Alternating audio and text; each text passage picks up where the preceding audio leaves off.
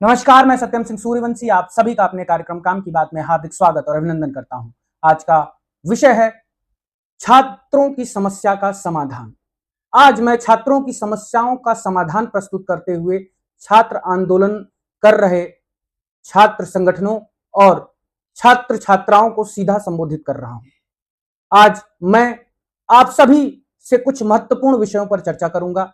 प्रथम, मैं छात्र आंदोलन का नेतृत्व कर रही काकरोच जनता पार्टी, एनएसयूआई, आइसा, एसएफआई जैसे विभिन्न छात्र संगठनों से विनम्र निवेदन करना चाहूंगा कि आप आंदोलन की गंभीरता को समझें।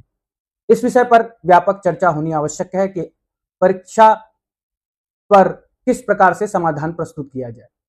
इसके अलावा दूसरा, मैं पुलिस के हमलों से बचने के लिए समाधान प्रस्तुत करूंगा। तीसरा, मैं आंदोलन की व्यापकता बढ़ाने के विषय पर चर्चा करूंगा कि किस प्रकार आंदोलन की व्यापकता को बढ़ाया जाए और सरकार के जनाधार को कमजोर किया जाए। जब तक सरकार का जनाधार कमजोर नहीं होगा, सरकार नहीं झुकेगी। चौथा, मैं शिक्षा और परीक्षा व्यवस्था में सुधार पर चर्चा करूंगा। सर्वप्रथम मेरा संदेश छात्र आंदोलन को नेतृत्व कर रही काकरोच जनता पार्टी, एनएसयूआई, एसएफआई, आइसा जैसे संगठनों के लिए।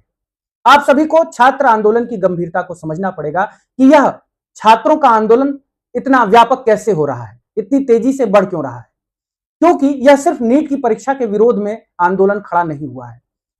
राष्ट्रीय स्तर पर और राज्यों के स्तर पर जो परीक्षाएं होती हैं, चाहे वो सीबीएसई की परीक्षा लीक हो गई, चाहे वो लोक सेवा आयोग के स्तर पर परीक्षाओं में धांधली या लीक होती है, चाहे वह एनटीए के द्वारा परीक्षाओं में लीक हो रही है, विश्वविद्यालयों में परीक्षाएं लीक हो रही हैं, या हर प्रकार के पेपर लीक के मुद्दे पर छात्र का आक्रोश है, छात्राओं का आक्रोश है जो सड़क पर उतरकर आए हैं। यह सिर्फ नीट पेपर लीक का मुद्दा नहीं है और सिर्फ धर्मेंद्र प्रधान का इस्तीफा इस समस्या का समाधान नहीं कर सकता है, लेकिन धर्मेंद्र प्रधान का इस्तीफा अत्यंत आवश्यक है और आप सभी को पीछे नहीं हटना है। धर्मेंद्र प्रधान के इस्तीफा के बिना कोई भी संगठन अगर पीछे हटने का प्रयास करता है, पीठ पीछे समझौता करने का प्रयास करता है, तो जिस प्रकार यह आंदोलन उन्हें महत्व दे रहा है, जिस प्रकार छात्र छात्राएं निकलकर संगठनों के नेतृत्व में आंदोलन कर रहे हैं, उसी प्रकार छात्र छात्राएं इन संगठनों का विरोध भी करेंगे और जैसे ही वो तेजी से खड़े हुए हैं, वैसे ही तेजी से वो समाप्त हो जाएंगे।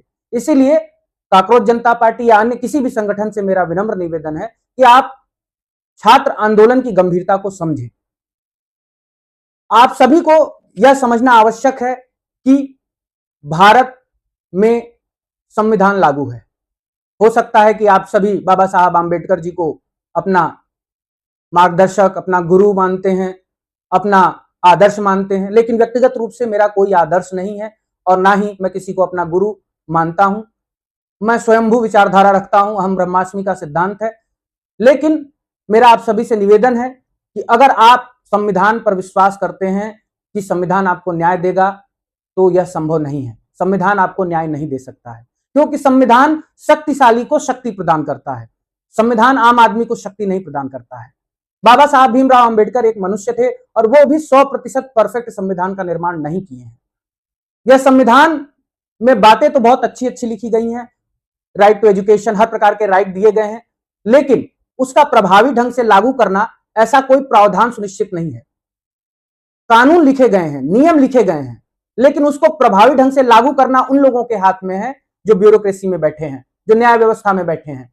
और ब्यूरोक्रेसी और न्याय व्यवस्था में बैठे हुए लोग सरकार के अधीन है, जनप्रतिनिधियों के अधीन है, और जनप्रतिनिधियों से ही अगर आपकी लड़ाई है तो नीचे के स्तर पे आप सहयोग की किसी भी प्रकार की उम्मीद नहीं कर सकते हैं। अगर आप उम्मीद कर रहे हैं कि कॉन्स्टिट्यूशन या संविधान आपकी मदद करेगा, तो यह संभव नहीं है। अगर आप विदेशों से पढ़ के आए हुए छात्र आंदोलनों का प्रतिनिधि कर रहे हैं, तो आपको यह समझने की आवश्यकता है कि थोड़ा प्रैक्टिकल हो जाइए। आप भारत में हैं, भारत की स्थितियों के अनुसार आपको आंदोलन का नेतृत्व करना होगा, और आंदोलन का नेतृत्व करने के लिए आपको यह समझना होगा कि कॉन्स्टिट्यूशन की धमकी देना, कानून की धमकी देना, प्रशासन को यह धमकी देना कि आपके खिलाफ केस कर देंगे, इससे कुछ नहीं होने वाला है। प्रशासन आपसे डरने वाली नहीं है, ना ही सरकार आपसे डरने वाली है। यह अलग विषय है कि आप सभी द्वारा बनाए जा रहे रील्स वगैरह से लोग बैठकर घरों पर हंस रहे हैं, मजाक उड़ा रहे हैं कि जंजी वहां पर तूफान कर रहे हैं।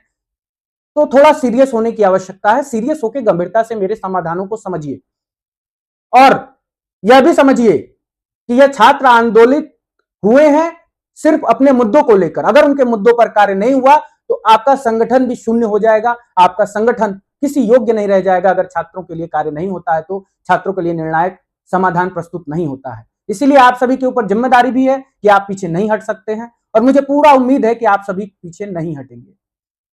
सर्वप्रथम आप सभी को पुलिस के हमलों से रक्षा करने की तकनीकी समझनी पड़ेगी। प्रशासन को सरकार से आदेश मिलता है, जिला अधिकारी के स्तर पर आदेश पारित होता है, कमिश्नर को आदेश मिलता है कि जाइए छात्रों के ऊपर लाठी डंडे चलाइए। वो लाठी डंडे चलाएंगे।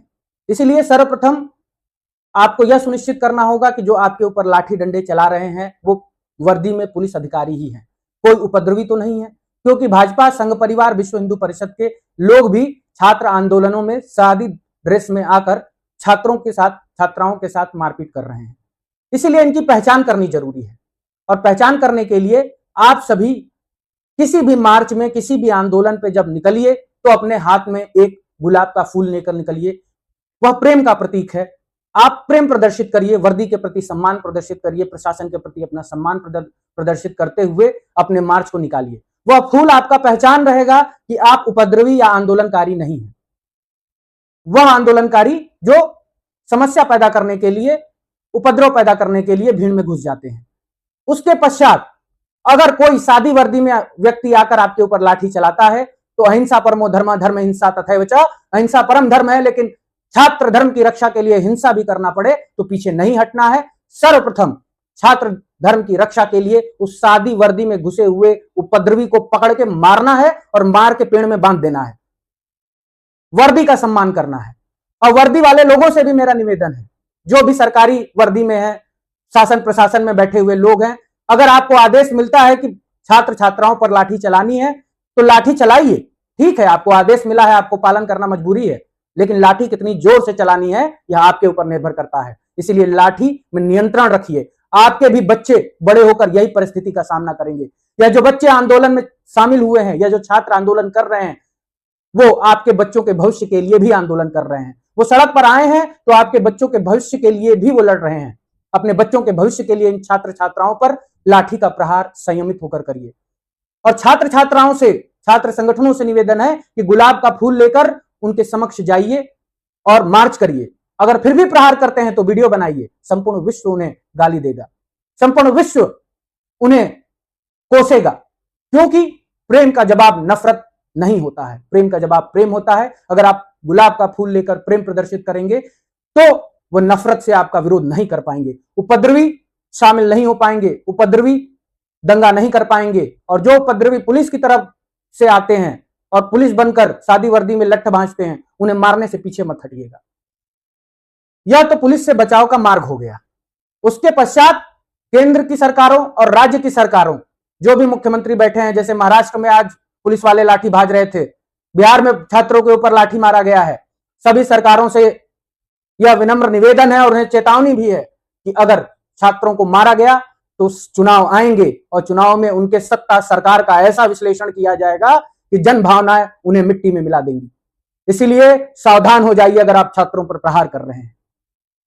छात्रों के प्रहार के समाधान को समझने के पश्चात अब हमें आंदोलन की व्यापकता के विस्तार को समझना चाहिए कि आंदोलन की व्यापकता बढ़ाई कैसे जाए। आप सभी को यह ज्ञात होना चाहिए कि यह सरकार जिद्दी है।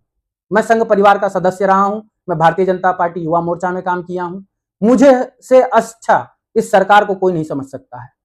इसीलिए मैं आप सभी को अपने आंदोलन की व्यापकता बढ़ाने के लिए कुछ तरीके बताऊंगा। उन तरीकों को ध्यान से समझिए, क्योंकि जब तक सरकार का जनाधार टूटता हुआ नहीं दिखेगा तब तक सरकार आपकी बात नहीं सुनेगी। धर्मेंद्र प्रधान इस्तीफा नहीं देंगे, और जब तक धर्मेंद्र प्रधान इस्तीफा नहीं देंगे तब तक मंत्रियों में डर व्याप्त नहीं होगा। यह डर बहुत जरूरी है, डर समाप्त हो गया है। जब तक डरेंगे नहीं तब तक अपने कार्य के प्रति, अपने दायित्व के प्रति सचेत नहीं होंगे। इसलिए इस्तीफा लिए बिना पीछे हटना संभव ही नहीं है। और व्यापकता बढ़ाने के लिए आप सभी को कुछ बहिष्कार के कार्य भी शुरू करने पड़ेंगे। सर्वप्रथम आप सभी बहिष्कार के लिए लोगों को दो श्रेणियों में विभक्त करिए। एक ऐसे प्रकार के सरकार के समर्थक लोग हैं जो धर्म के नाम पर सरकार को समर्थन करते हैं, जो डरते हैं सरकार से, और दूसरे हैं जो चाटुकार हैं, जो चाटुकारिता में अपने लाभ के लिए सरकार का समर्थन करते हैं। दो प्रकार का सरकारी जनाधार है। सरकार को जनाधार प्राप्त होता है दो प्रकार से। जो डरते हैं वो डराना पड़ेगा उनको, तभी वो पीछे हटेंगे, सरकार से अपना जनाधार पीछे खींचेंगे। और डराने का सबसे अच्छा तरीका है बहिष्कार। जो कथावाचक छात्र आंदोलन के समर्थन में नहीं खड़े हो रहे हैं, उन कथावाचन करने वाले कथावाचक कथावाचिकाओं का आप विरोध करिए, बहिष्कार करिए। जो नेता अभिनेता छात्र आंदोलनों का समर्थन नहीं कर रहे हैं, उनका बहिष्कार करिए, विरोध करिए। जो मीडिया चैनल गोदी मीडिया बनकर आपका समर्थन नहीं कर रहे हैं, आपका सपोर्ट नहीं कर रहे हैं, उनका बहिष्कार करिए, विरोध करिए। जो उद्योगपति समाज मौन होकर बैठा हुआ है और आपका समर्थन नहीं कर रहा है, उसका बहिष्कार करिए, विरोध करिए। आप उनके प्रोडक्ट्स का विरोध करिए, गांधी का तरीका अपनाइए, बहिष्कार का मार्ग चुनिए। यह तरीका है जिससे आप सरकार के जनाधार को तोड़ सकते हैं। और जब आप सरकार के जनाधार को तोड़ेंगे तो सरकार झुकेगी, और जब सरकार झुकेगी तभी सरकार धर्मेंद्र प्रधान का इस्तीफा मंजूर करेगी, उनका इस्तीफा लेगी। और धर्मेंद्र प्रधान का इस्तीफा जरूरी है, क्योंकि जब तक उसका इस्तीफा नहीं होगा तब तक डर व्याप्त नहीं होगा शासन सत्ता में। जो निडर हो गई है, जिसके अंदर भय समाप्त हो गया है, वो स्वयं को ईश्वर समझने लगी है। इसीलिए आप सभी से निवेदन है कि मेरी कार्यशैली को समझने का प्रयास करें। दूसरा, वॉलंटियरिज्म में बढ़ोतरी करें। आप हर गांव, शहर, कस्बे, जिले, मोहल्ले तक में वॉलंटियर्स को एक्टिवेट करें। अपने अपने संगठन के माध्यम से, अपील के माध्यम से संगठन को एक्टिवेट करके वहां पर वॉलंटियर क्रिएट करें और उनसे जन जागृति फैलाने के लिए बोलें, ताकि हर घर में एक छात्र आंदोलित हो, हर घर का छात्र सड़कों पर चलकर आए। जब तक आंदोलन बृहद नहीं होगा, उसकी व्यापकता नहीं बढ़ेगी, सरकार का जनाधार कमजोर नहीं होगा, सरकार नहीं झुकेगी। और शिक्षा को धर्म से महत्वपूर्ण बताएं। शिक्षा क्यों महत्वपूर्ण है, इस विषय पर घर घर तक वॉलंटियर्स के माध्यम तक संदेश पहुंचाएं, तभी सरकार को धर्म के आधार पर सपोर्ट करने वाले लोग जनाधार पीछे हटेगा। उसके पश्चात जो डरते हैं वो बहिष्कार से ही डरेंगे और वो पीछे हटेंगे। दूसरे हैं चाटुकार। चाटुकार जो भी सत्ता में रहता है उसके समर्थक हो जाते हैं। जो शक्ति होती है जहां पे, वहां पे समर्थन करते हैं। इसीलिए आप अपनी शक्ति को मजबूत करिए। आपने आंदोलन की जैसे जैसे व्यापकता आप बढ़ाएंगे, वैसे वैसे यह चाटुकार आपकी तरफ हो जाएंगे, आपके लिए बात करने लगेंगे, और यह चाटुकार हर जगह आपको मिलेंगे। इसीलिए आप सभी आंदोलन की व्यापकता पर विचार करते हुए मेरी बातों को ध्यान से समझिए और उसका क्रियान्वयन करने का प्रयास करिए। चौथा, यह समझना आवश्यक है कि शिक्षा और परीक्षा व्यवस्था में सुधार कैसे किया जाए। सर्वप्रथम शिक्षा व्यवस्था पर चर्चा करते हैं। स्कूल, विश्वविद्यालय हमारी शिक्षा का मूल तंत्र है। स्कूली शिक्षा में भारी लूट हो रही है, प्राइवेट स्कूलों में लूट जारी है, सरकारी स्कूलों में शिक्षा व्यवस्था अच्छी नहीं है, पाठ्यक्रम सही नहीं है, अंतर्राष्ट्रीय स्तर के पाठ्यक्रम नहीं है, रोजगार पूरक पाठ्यक्रम नहीं है। यह संपूर्ण शिक्षा व्यवस्था पर आपको मूलभूत चर्चा करनी होगी, सरकार के आगे मांग रखनी होगी कि इस पे आप कार्य करिए। अंतर्राष्ट्रीय शोधों के आधार पर भारतीय आवश्यकताओं के अनुरूप पाठ्यक्रम तैयार करिए और प्राइवेट स्कूलों पर नियंत्रण स्थापित करिए। सरकारी स्कूलों और विश्वविद्यालयों में जवाबदेही तय करिए, कमेटीज की निर्माण करिए, छात्र संगठनों के लिए वहां पर चुनाव का आधार निर्मित करिए, जिससे वहां चुनाव हो और छात्र अपनी बात रख पाए, छात्रों की आवाज हर विश्वविद्यालय में उठाई जा सके। या कुछ महत्वपूर्ण मुद्दों के आधार पर आप सभी शिक्षा व्यवस्था में सुधार कर सकते हैं, और इसके लिए आप सभी को सरकार से चर्चा करना पड़ेगा। और यह चर्चा विभिन्न छात्र संगठनों का नेतृत्व कर रहे नेतृत्वकर्ताओं को ही करना होगा, चाहे वो कॉकरोच जनता पार्टी के हैं, एनएसयूआई के हैं, एसएफआई के हैं, या ऐसा जैसे किसी भी संगठन के छात्र प्रतिनिधि इस समय एक्टिवेट हैं, मैदान में कार्य कर रहे हैं, छात्र आंदोलनों का नेतृत्व कर रहे हैं। जहां तक परीक्षा व्यवस्था में सुधार की बात है, आप सभी चाहते हैं कि स्ट्रक्चरल चेंज हो। धर्मेंद्र प्रधान के इस्तीफे के साथ ही संपूर्ण स्ट्रक्चर में इस प्रकार का चेंज किया जाए कि दोबारा पेपर लीक की घटना ना हो। तो आप अगर सरकार से उम्मीद कर रहे हैं या नेताओं से यह उम्मीद कर रहे हैं कि वो समाधान प्रस्तुत कर रहेंगे, तो यह आप सभी की बहुत बड़ी गलती है। सरकारों में, चाहे वो केंद्र की सरकार हो, चाहे वो राज्यों की सरकार हो, हर जगह अनपढ़, गंवार, नशेड़ी, गजेड़ी, ऐसे ही मुख्यमंत्री से लेके प्रधानमंत्री और मंत्री सब बैठे हुए हैं। इनके पास कोई समाधान ही नहीं है, वो चर्चा किस बात पर करेंगे। और जो जनप्रतिनिधि, जो छात्र प्रतिनिधि इस समय आंदोलन कर रहे हैं, वो उसमें भी बहुत लोग विदेशों से पढ़े हुए हैं, इसीलिए वह भारत की समस्याओं को नहीं समझते हैं। आप सभी हमारे छोटे भाई जैसे हैं, मैं उम्र में आप सभी से बड़ा हूं, भारत की शिक्षा व्यवस्था में पढ़ा लिखा हूं। मेरी समाधान को लेकर सरकार तक जाएं और आप सभी इस पर चर्चा करें। परीक्षा व्यवस्था दो प्रकार से सुधार हो सकता है। परीक्षा दो प्रकार से होती है, एक ऑनलाइन परीक्षा होती है, एक ऑफलाइन परीक्षा होती है। सर्वप्रथम आप परीक्षा व्यवस्था में सुधार के लिए जो विभिन्न परीक्षा आयोजित करने वाले आयोग हैं, चाहे वो सीबीएसई है, चाहे वो एनटीए है, चाहे लोक सेवा आयोग हो गया राज्य स्तर पर, या फिर सिविल सेवा परीक्षा के लिए आयोग हो गया, इन सभी आयोगों में कमेटी बनाने की मांग करिए। एक उच्च स्तरीय कमेटी के निर्माण की मांग करिए कि हर आयोग अपना एक कमेटी बनाए, जो कमेटी परीक्षा के लिए सिर्फ कार्य करे, वो परीक्षा नियंत्रित करने के लिए, परीक्षा का आयोजित कराने के लिए कार्य करे। और उस आयोग के सदस्यों द्वारा अगर परीक्षा में किसी भी प्रकार की लीक होती है या गड़बड़ी सामने आती है, धांधली होती है, तो उनको जिम्मेदार ठहराया जाए, उन्हें सख्त से सख्त दंड देने का प्रावधान सुनिश्चित हो। प्रथम कमेटी का निर्माण हो गया। जो संस्था जिस स्तर पर, चाहे एनटीए के स्तर पर, चाहे सीबीएसई के स्तर पर, विश्वविद्यालय के स्तर पर, या फिर सिविल सेवा सर्विसेज के स्तर पर, या लोक सेवा आयोग के स्तर पर परीक्षा आयोजित करती हैं, हर जगह एक आयोग, एक कमेटी का निर्माण हो, सबकी अपनी अपनी कमेटी हो, और उस कमेटी को जिम्मेदार माना जाए परीक्षा को सुव्यवस्थित रूप से आयोजित करने के लिए। और अगर लीक होता है तो उनको जिम्मेदार ठहराया जाए, उनको जेल भेजा जाए। ऐसा कानून निर्मित होना चाहिए। दूसरा, आप सभी को ऑफलाइन परीक्षा की व्यवस्था को समझना होगा और उसमें कैसे सुधार होगा उसको समझिए। अगर ऑफलाइन परीक्षा होती है तो सर्वप्रथम प्रश्न पत्र तैयार होता है, प्रश्न पत्र की छपाई होती है, उसके बाद विभिन्न सेंटर्स पे सरकार ठेका देती है, ठेके पर यह सब काम होता है, छपाई का काम, उसके बाद परीक्षा आयोजित करने का काम ये प्राइवेट वेंडर्स करते हैं, ठेके वाले करते हैं। यहीं पर लीक की घटनाएं होती हैं और उन प्राइवेट वेंडर्स के माध्यम से परीक्षाएं आयोजित की जाती हैं। पेपर परिवहन के माध्यम से जाता है, वितरित होता है और पेपर आयोजित होता है। इन्हीं बीच में लीक की घटनाएं होती हैं। तो इनको, लीक को रोकना है तो सर्वप्रथम प्रश्न पत्र तैयार करने वाले लोगों को चुनना होगा, और वो रैंडम चुनाव होना चाहिए कि परीक्षा होने वाली है, 15 दिन पहले प्रश्न पत्र तैयार करने वाले 4-5 प्रोफेसर्स को सरकार बुलाए और बुला के उनका संपूर्ण दुनिया से कनेक्शन समाप्त कर दे। कनेक्शन समाप्त करके उनका मोबाइल रखकर पूरी तरीके से उनको ले जाकर एक कमरे में बंद करे और कहे कि आपको हर सुविधा प्राप्त होगी, आप बस प्रश्न पत्र तैयार करिए और तब तक आप इस कमरे से बाहर नहीं निकल सकते हैं जब तक परीक्षा समाप्त नहीं हो जाती है। तो पहली बात, परीक्षा प्रश्न पत्र तैयार करने वाले पेपर लीक नहीं कर पाएंगे और उसकी वीडियोग्राफी होनी चाहिए। दूसरी बात, जिन वेंडर्स को ठेका दिया जाता है कि आप प्रश्न पत्र की छपाई करिए, वहां पर वीडियोग्राफी की सुविधा होनी चाहिए और उसकी मजबूत निगरानी होनी चाहिए। वेंडर्स की निगरानी अगर नहीं हो पा रही है तो सरकार स्वयं पेपर की छपाई का कार्य पूर्ण करे, अपना इंफ्रास्ट्रक्चर डेवलप करे। उसके बाद परिवहन भी वीडियोग्राफी के माध्यम से हो, सेंटर्स तक पहुंचने तक हर समय कैमरे की नजर में बच्चों का प्रश्न पत्र हो कि किसी भी प्रकार से लीक ना हो जाए, और फिर परीक्षा पूर्ण रूप से आयोजित की जाए। इस प्रकार से लीक को रोका जा सकता है और यह सभी उस कमेटी के अंतर्गत हो जो कमेटी हर परीक्षा कराने वाले आयोग के स्तर पर बनाई जाती है।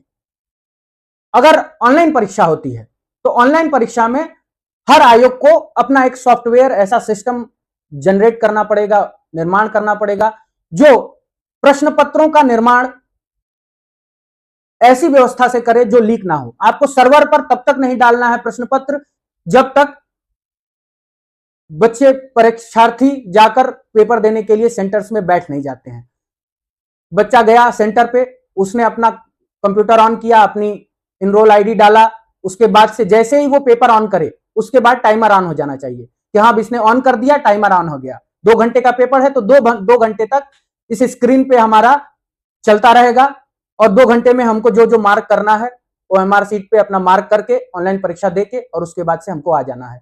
यहाँ पर यह भी ध्यान देना चाहिए कि अगर कोई बच्चा आधा घंटा लेट आता है तो उसको भी मौका देना चाहिए कि तुम जाओ परीक्षा दो, लेकिन परीक्षा आवर्स के अंदर ही अगर कोई बच्चा सेंटर पर आ जाता है तो ही उसे मौका देना चाहिए, क्योंकि परीक्षा आवर्स के अंदर अगर कोई बच्चा सेंटर पे पहुंच जाता है तो वह पेपर पूरा दे सकता है, लीक होने की संभावना नहीं रहेगी, क्योंकि जब बच्चे परीक्षा देकर बाहर निकलेंगे तभी वह परीक्षा के प्रश्न पत्र के बारे में लीक कर सकते हैं या किसी को बता सकते हैं।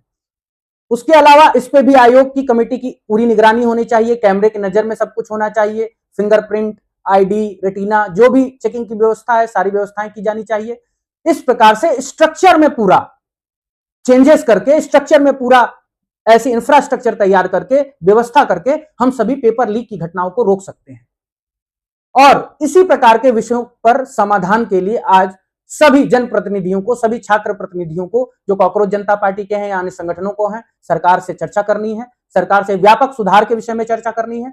मेरी शुभकामनाएं आप सभी के साथ है, मेरा समर्थन आप सभी के साथ है और यह उम्मीद करता हूं कि आप सभी सीरियस मोड में, थोड़ा सा गंभीरता के साथ इस आंदोलन का नेतृत्व करिए। पीछे नहीं हटना है, धर्मेंद्र प्रधान जी का इस्तीफा लेना है और लेकर ही पीछे हटना है। उसके पश्चात अपनी मांगों को पूर्ण भी कराना है, समाधान भी प्रस्तुत करना है और आप सभी की मदद के लिए मैं हमेशा तैयार रहूंगा। इसी के साथ आज का विषय समाप्त होता है। नमस्कार।